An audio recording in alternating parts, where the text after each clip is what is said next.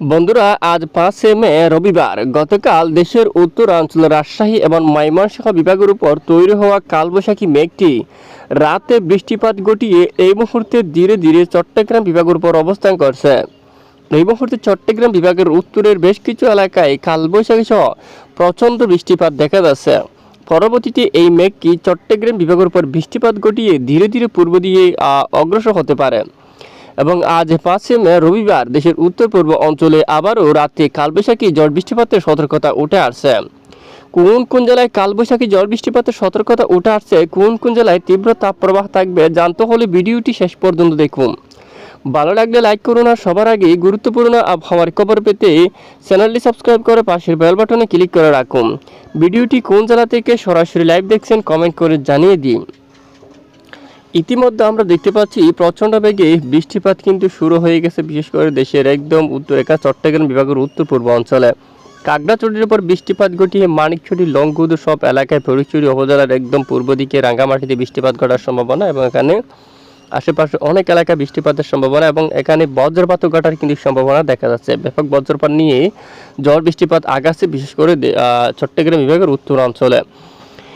এবার আমরা জানিয়ে দেবো যে আগামী 24 ঘন্টায় কোন কোন এলাকায় বৃষ্টিপাতের সতর্কতা উঠে আসছে।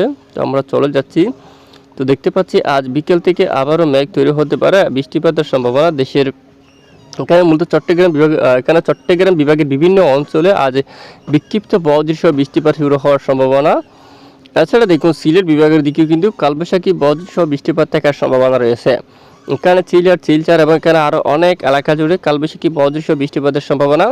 5 তারিখে যে বৃষ্টিপাতের আবার ছিল সেই বৃষ্টিপাত অলরেডি বর্ষাকালও হয়ে যাচ্ছে। এখানে মূলত চট্টগ্রাম বিভাগের উত্তর দিয়ে এবং ত্রিপুরা অঞ্চল এবং ঢাকা বিভাগের উত্তর অঞ্চল দিয়ে কুমিল্লা, এখানে বেশ কিছু অঞ্চলে বৃষ্টিপাত অলরেডি ঘটিয়ে ফেলছে। এই মুহূর্তে আবার বৃষ্টিপাতের যে সতর্কতা উঠে আসছে আগামীকাল থেকে, সেটি ময়মনসিংহ এবং সিলেট বিভাগের কিছু কিছু এলাকা জুড়ে এবং এদিকে আবারও আসতে পারে এই যে আমরাপুর, আগরতলা, হামবাচার উপর এবং এখানে কুমিল্লা, লাখাই, কাপাসিয়া, ঢাকা, ফরিদগঞ্জ, সেনবাগ এইসব এলাকায় খাগড়াছড়ি উত্তরে এখানে অনেক এলাকায় আবারও কালবৈশাখী বজ্রসহ বৃষ্টিপাতের সম্ভাবনা থাকবে।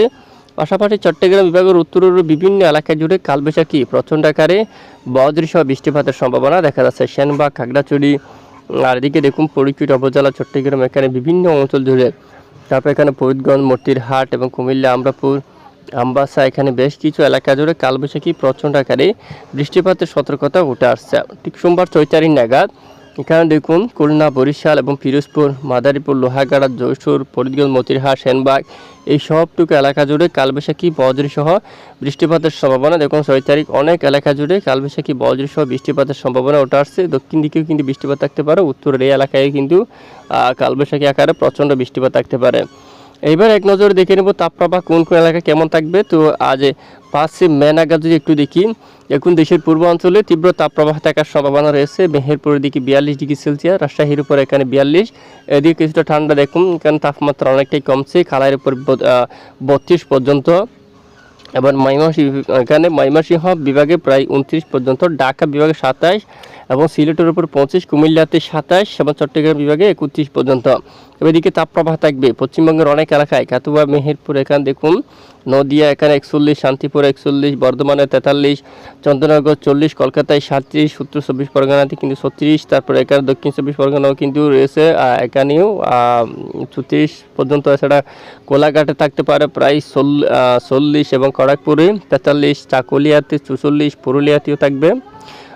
এছাড়া এদিকে দেখুন গঙ্গাসাগর এখানে, তারপর কতলপুর, আরামবাগ, শান্তিপুর সব অঞ্চলে 43-44 ডিগ্রি সেলসিয়াসের তাপপ্রবাহ থাকার সম্ভাবনা কিন্তু রয়েছে বাংলার এখানে বেশ কিছু অঞ্চল জুড়ে। বাংলার পূর্ব দিকে তাপপ্রবাহ অনেকটাই কমছে, তবে বাংলার পশ্চিমে বেশ কিছু এলাকায় তীব্র তাপপ্রবাহ কিন্তু অলরেডি সতর্কতা কিন্তু রয়েছে। এবং সমুদ্র অঞ্চল থেকে ব্যাপক আকারে জলীয় বাষ্প বাতাস প্রবেশ করবে। দক্ষিণের উপকূলে বেশ কিছু এলাকায় দমকা ঝোড়ো বাতাসেরও কিন্তু সম্ভাবনা থাকবে আজ। ইতিমধ্যে আমরা দেখতে পাচ্ছি উপকূলীয় অঞ্চল জুড়ে দেখুন বরিশাল, খুলনা, কলাপাড়া, সুন্দরবন এবং এই সব অঞ্চল দিয়ে দমকা ঝোড়ো বাতাস বয়ে যাওয়ার সম্ভাবনা রয়েছে। তো এ হচ্ছে একটি সংক্ষিপ্ত রিপোর্ট। এতক্ষণ আমাদের সাথে থাকার জন্য ধন্যবাদ।